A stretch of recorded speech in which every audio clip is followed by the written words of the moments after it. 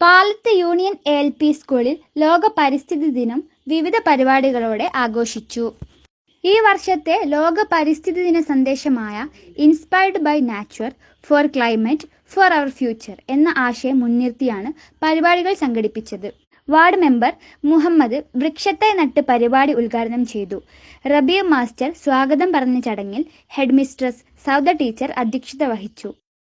പ്രദേശത്തെ ഹരിതകർമ്മ സേന അംഗങ്ങളായ ശ്രുതി മാലേരിമ്മൽ, ഗീത എന്നിവർ ചടങ്ങിൽ ആദരിക്കപ്പെട്ടു. ദിനാചരണത്തിന്റെ ഭാഗമായി വിദ്യാർത്ഥികൾക്കായി പ്രകൃതി നടത്തം, വൺ ചൈൽഡ് വൺ പോട്ട് പദ്ധതി, ക്വിസ് മത്സരം, പ്ലക്കാർഡ് നിർമ്മാണം, വൃക്ഷത്തൈ നടൽ തുടങ്ങിയ പരിപാടികൾ സംഘടിപ്പിച്ചു. പ്രകൃതിയെ സംരക്ഷിക്കുന്നതിലൂടെയാണ് കാലാവസ്ഥയെയും നമ്മുടെ ഭാവിയെയും സംരക്ഷിക്കാൻ കഴിയുകയെന്ന സന്ദേശം പരിപാടികളിലൂടെ വിദ്യാർത്ഥികളിലേക്ക് പകർന്നു നൽകി.